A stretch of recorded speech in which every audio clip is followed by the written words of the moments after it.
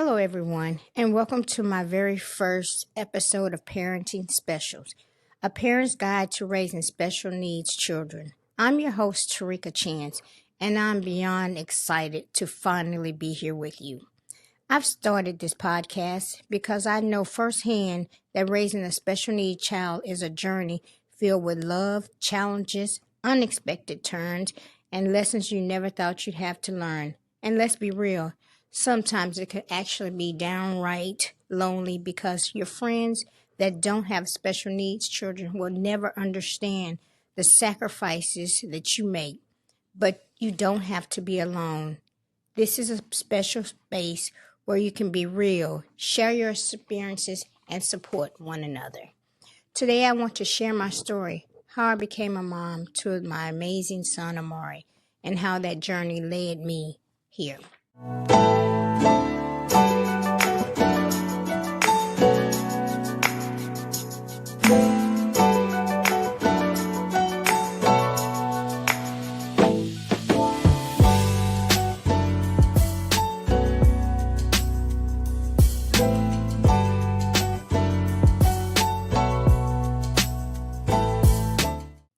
So I was in Fort Drum, New York.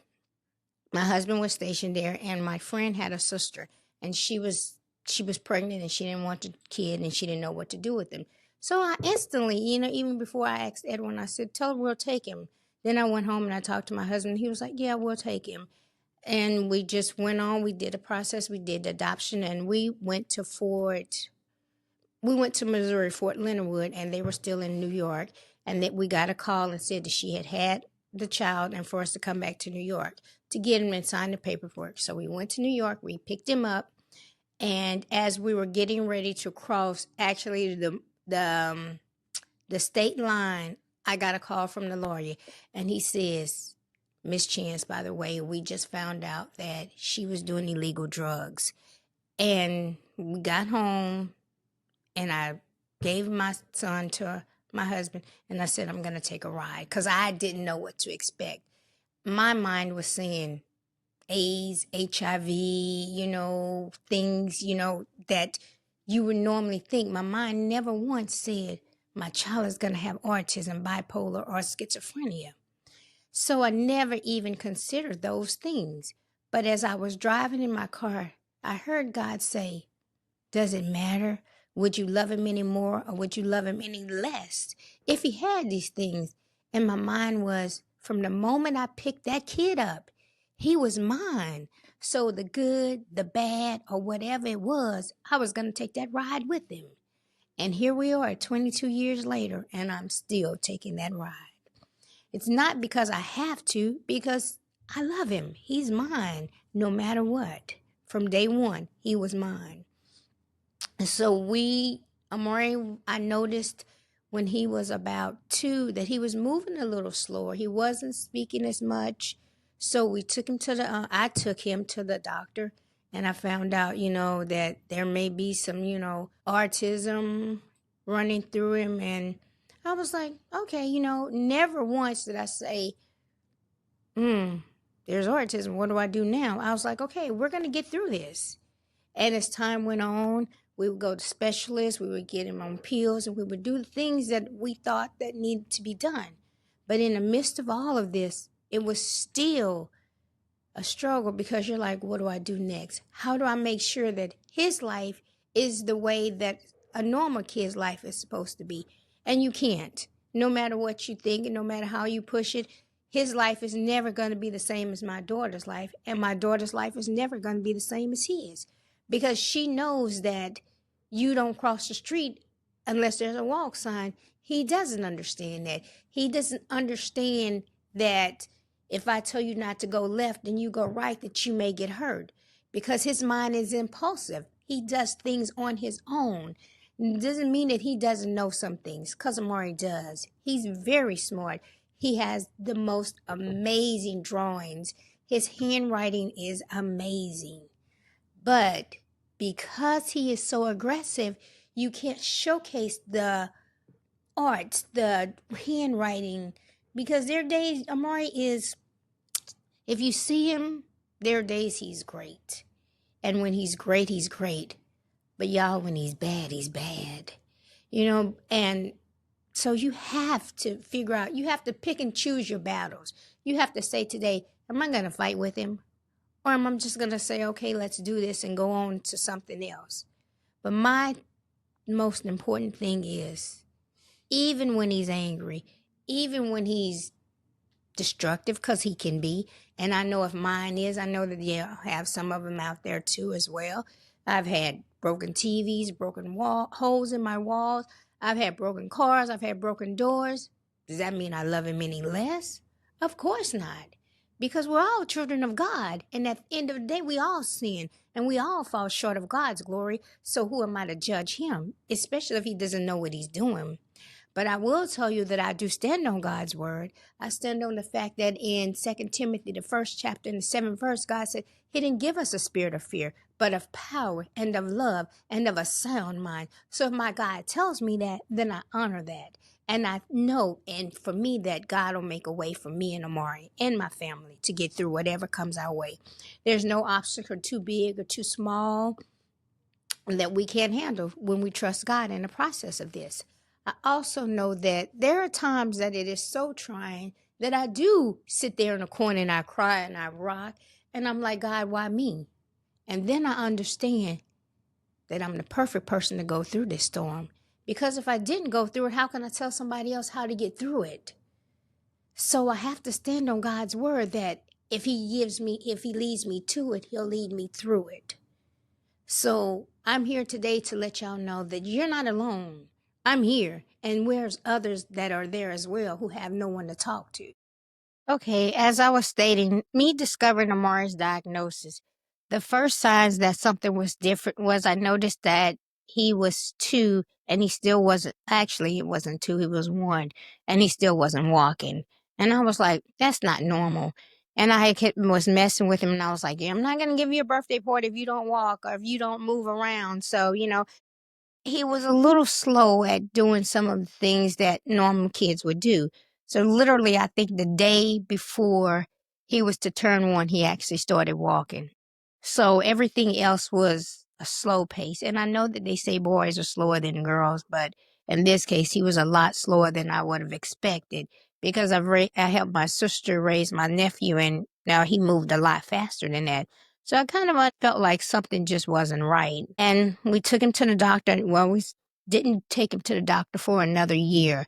So when he turned 2, I took him to the doctor and they told me that they felt like he had autism. And when I found that out, I was like, I never even considered that or even the thought of that. So where do I go from here? What do I do? So my first thought was, okay, God, you gave me this child. We have to do this together because I can't do it by myself. And my husband was stationed in Afghanistan at the time, so it was just me. So the struggles were real. I mean, there were nights I cried. I'm like, God, why would you give me this kid? I just wanted a child, but I wanted a healthy child. And there were times I would hear him saying, what makes you think that he's not normal? He's normal and you're not. So God's normal and our normal is 2 different normals. So I was like, oh, okay. And there were times that he would get up in the middle of the night and he would cry and he would scream and you didn't know what was going on. But I knew that I loved him and I would be there till the very end. And later on, they diagnosed him with schizophrenia, which is, oh wow, for me to explain it, for that one, schizophrenia and bipolar to me are pretty much the same. Sometimes he talks to himself and then he answers himself back. And then there's sometimes that he knows exactly what he's saying. He knows exactly what he's doing. So there's a combination in between, like on Sundays, he knows Sunday is the day that we're going to church. And he loves to go to church. He gets up, he gets ready. Now, Amari does say curse words, but when we're at church, not one. But he also loves praise and worship. But by the time praise and worship is over, he's ready to go to sleep. But he's got what he went for. So taking them to church and letting them hear the word is good because you still instill God inside of them. So I do that a lot. We pray. He knows how to pray. He knows the Lord's Prayer. And when I am getting on his nerves, as I would say, he'll come up to me and he'll say, plead the blood of the Lamb. And I'll be like, boy, because I always come up to him in the morning before they go to school. I say, I plead the blood of the Lamb. God, cover him from the top of his head to the sole of his feet. So they listen and they know some of the things. So be careful what you say to them and how you treat them. You can't be like, there are days I get mad. There are days I'm upset, but I don't run around saying, oh, this kid, I hate him, because words have power. Be careful what you say and how you treat these kids. They are special. That's why they call them special needs.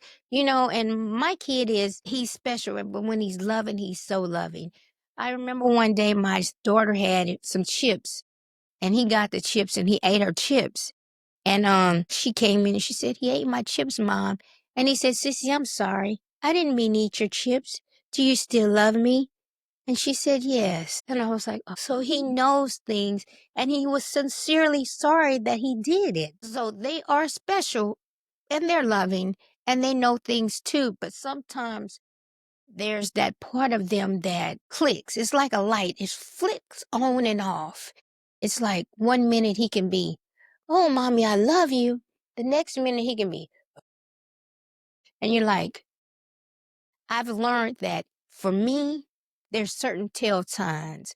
Like there's times that if he starts changing his voice and it's in a different tone, if I can catch him before that moment, I can come up to him and be, oh, Amari, let's go watch SpongeBob, or look at your SpongeBob shoes. If you can redirect them to something else, if you catch him in enough time, you can adjust it. You can turn it around. But there are times that it doesn't matter if you catch it or not. He's hell-bound on raising hell. So there are times I can come up to him and I can be like, it's okay, Mommy's here. No, I don't want you right now. But you still have to stand there and you have to be like, okay, it's okay, it's okay. Then there are times that you have to pick and choose your battles, because there are days that he will be mad and he will come after me. And I couldn't understand. And I was talking to his therapist and I was like, well, he comes after me mostly. They say the one that they love the most is the one that they come after the most. Amari's giving me black eyes, busted lips, things that, I've never had a fight. So there are times I feel like I'm fighting for my life because I don't know what to do. But when he's done and he's calm, he's like, sorry, Mom, I didn't mean to hurt you. And he genuinely means that he didn't mean to hurt me. But at that time, it's too late because I'm bleeding or I have a black eye. But he didn't understand what he was doing. Doesn't justify what he did, because what he did was wrong. And there has to be consequences. So for me, there's things like no iPad, no phone, no TV. I will turn the electric off and everybody will be sitting in there looking at each other foolishly, because he has to understand that you can't just do this and then apologize and think it's okay, because it's not okay at the end of the day. I've had busted TVs, holes in the wall, so there's things. But as my husband would say, it's material. It can be replaced. It can be fixed. So the main goal is, are you willing to fix the problem, or are you willing to run? There are times that I'll tell you the truth. I want to run, especially when he raises his hand, because they are strong. But I'm learning too that if I run from him, then he thinks, oh, I can say what I want to say. I can do what I want to do. And it's okay. She's just going to give in. And I used to give in all the time. I'd be like, it's okay.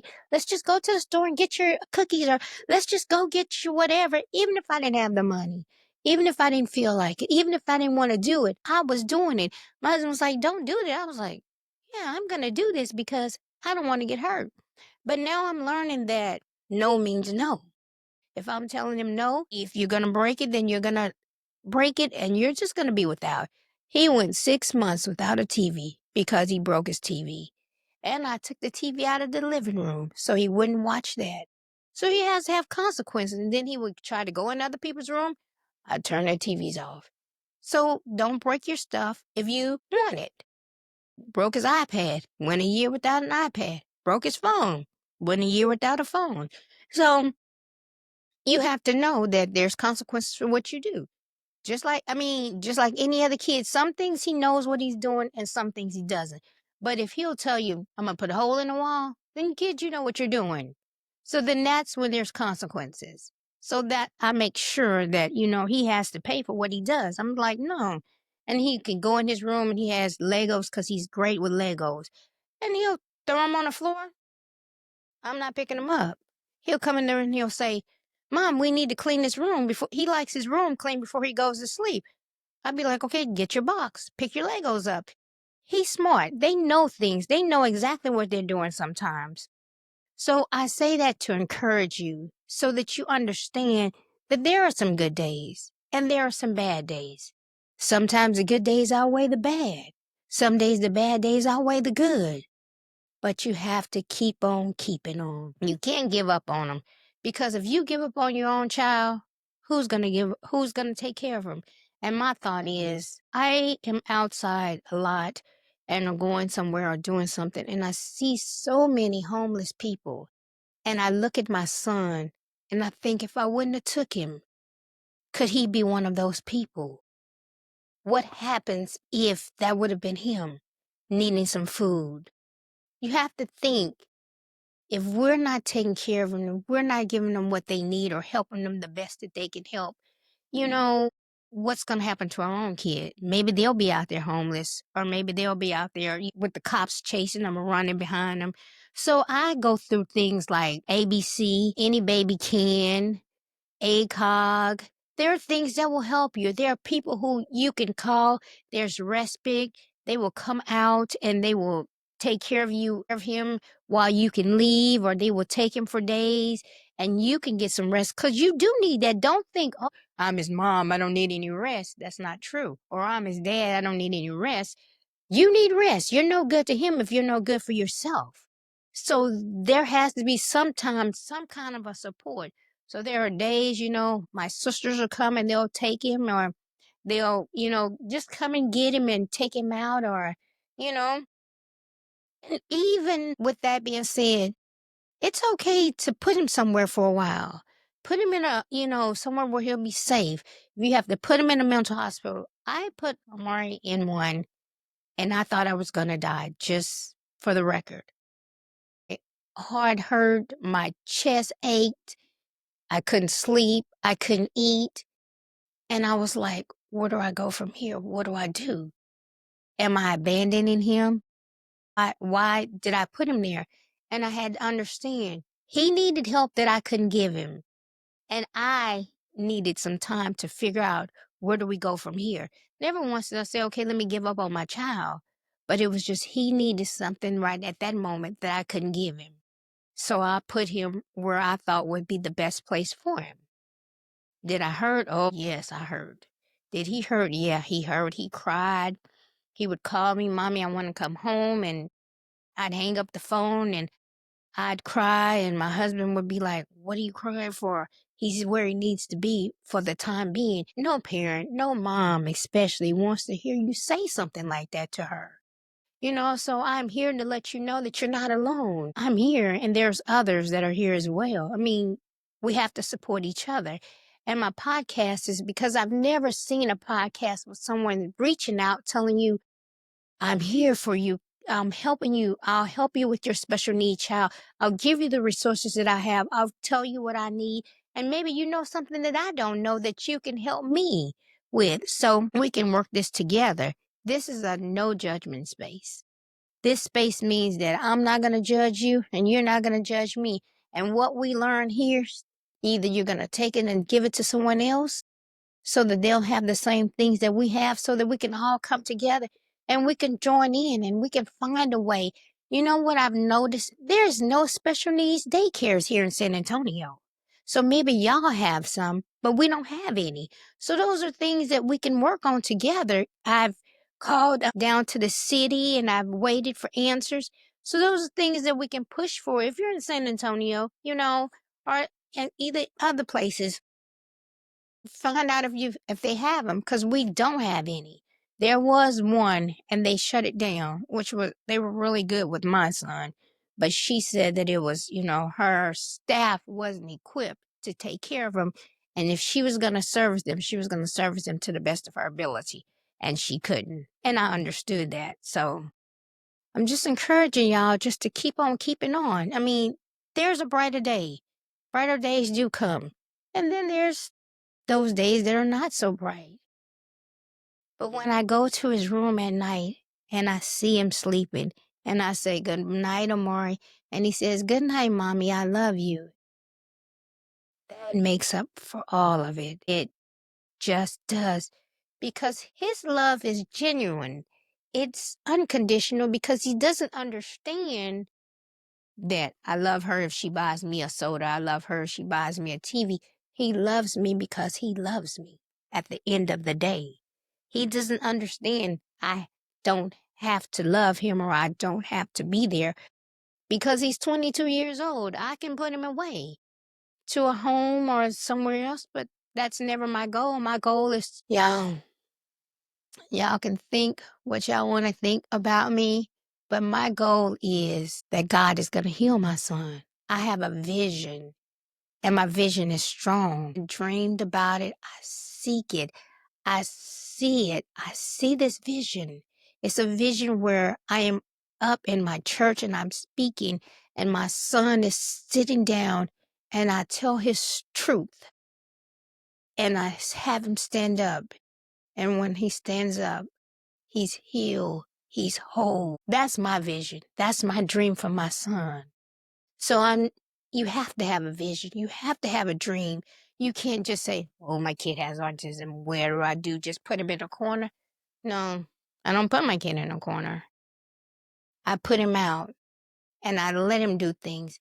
For prime example, if you pass by my house right now, you'll see SpongeBob, you'll see Dora, you'll see ABCs, and they're all outside. His drawing is amazing.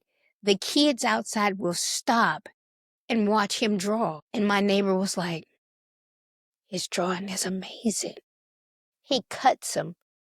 Next time, I'm going to bring pictures and you can see them. He cuts perfectly. There's no outlining. He comes straight from his mind.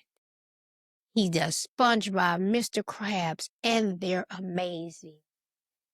And he draws these pictures and he gives them to my mom. He gives them to my sister. He gives them to my daughter. He gives them to my niece, and he'll give them to me and he'll put them in my car.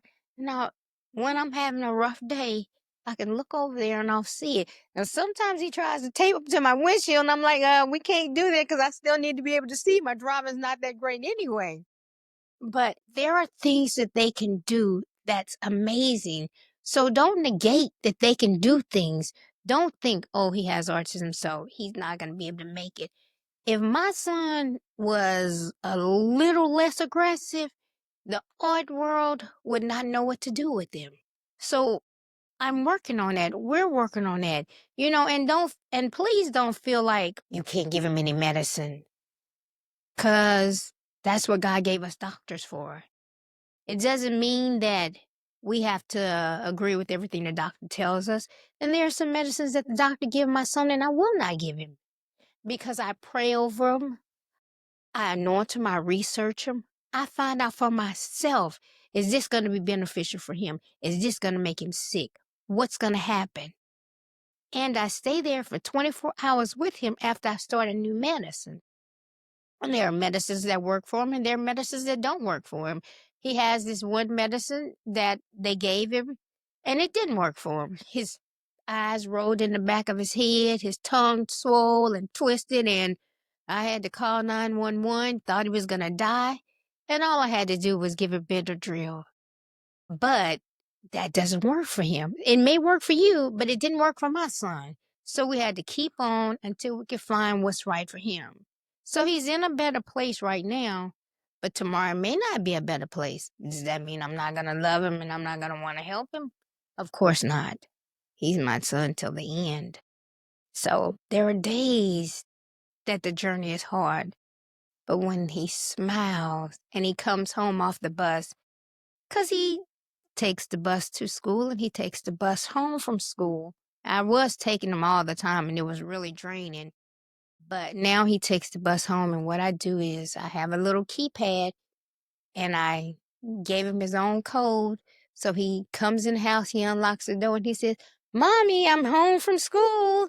And I'm like, oh, I'm so glad to see you.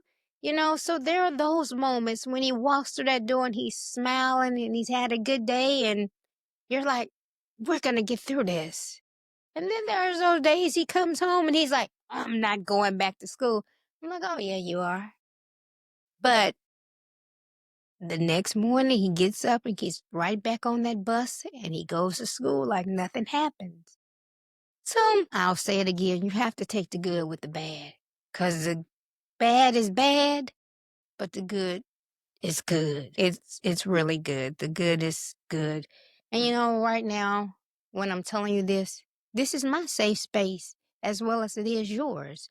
We can talk about it. We can discuss it. There may be some things that I know that you don't know, and there may be some things you know that I really need to know. So we could get together and you can email me or you can text me and we can figure this out together.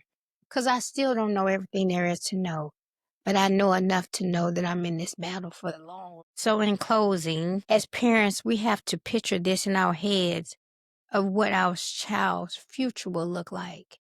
You have to just think, am I just going to let my son just sit on the couch? And I have a friend, her son won't go to school. He won't leave the house. And she's like, how do you get him out the house? I tell him, let's go. I'm not going to just let him sit in the house all day long and do nothing.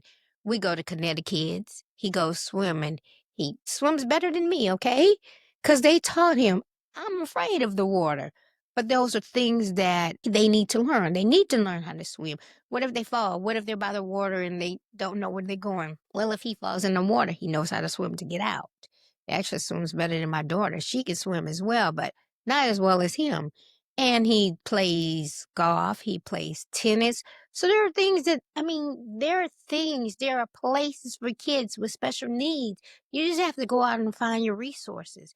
And they're not expensive. I pay $70 every term that they're going to do something. So when it's winter, we're doing baseball, or swimming. When it's summer, we're doing swimming. And mine likes to dance. So he does the dancing and he makes up the songs and he knows the words. And so there are things to do for him. Don't have him just sitting in the house going, oh, my kid has autism. We're just going to sit here all day long. That's not healthy for them. And it's definitely not healthy for you. Because I know I can't stay in the house like that. I have to get out. I have to move. And, even if it's just for us to get out and walk, we walk. Sometimes he'll take the dog and try to run away with the dog, and I'll be like, where y'all going? We're going for a walk. I'll be like, hold on, I'm coming too. So, and that gives him a little bit of independence with him taking the dog. But, then there are days he takes the dog and him and the dog having issues. So, he's like, come on, go this way. And the dog wants to go this way. And then he gets mad and he's yelling so, but we make it through that. And you also have to be sure, like in my neighborhood, when I moved in, I posted, I have a special needs son. If he runs away, he's aggressive. Call me and don't get close to him. So you have to let people know what to expect and what not to expect. So you can't just move somewhere or be somewhere and say, oh, da da da da da. So that's the first thing I say. He's aggressive. He may be aggressive and he may not be aggressive. But for Amari, babies, oh my goodness, he loves baby. He thinks that they're the sweetest little things in the world. And my sister's son is 12 now. And he was a baby when Amari met him. And he still thinks he's a baby. He's like, he does these Legos and he can build anything with his Legos. He does texts, he does words, he does SpongeBob, he does buildings, and he builds these little Legos. And he'll say, Mommy, we're going to take these to Asaya, little baby. Well, Asaya is 12 years old now, but Amari still thinks he's a little baby. So he takes the Legos to him and, he gives them to him. And of course, Asaya will play with the Legos, and then I'll call him back. I'll be like, boy, give me back them Legos because Legos are expensive. So I'll have to go back and get them. But let them, do some things, just don't leave them in the house like they're prisoners or captive because they're not. They need to get out. They need to have a life. They need to have some friends. And now, be careful too, though, because Amari likes to go to SeaWorld. He likes to ride that purple roller coaster. Now, I'm not getting on the purple roller coaster. So he likes to go do two things at SeaWorld. He likes the roller coaster and the merry-go-round. And I'm thinking to myself, you want to ride the biggest roller coaster there is, and then you want to get on the baby roller coaster. The baby merry-go-round. But after those two rides, guess what? He's ready to go home. So I'm like, I'm not wasting my money or my time with you doing this. So we had to get a pass, but he loves it, so we can go anytime. Go get him his ride and let him go home. But I've learned that he doesn't like to stay there anywhere too long. There's Morgan Wonderland. That's where they go for special need kids. So they have stuff there. He'll go and he'll ride the merry-go-round and he'll ride the train and he's ready to go.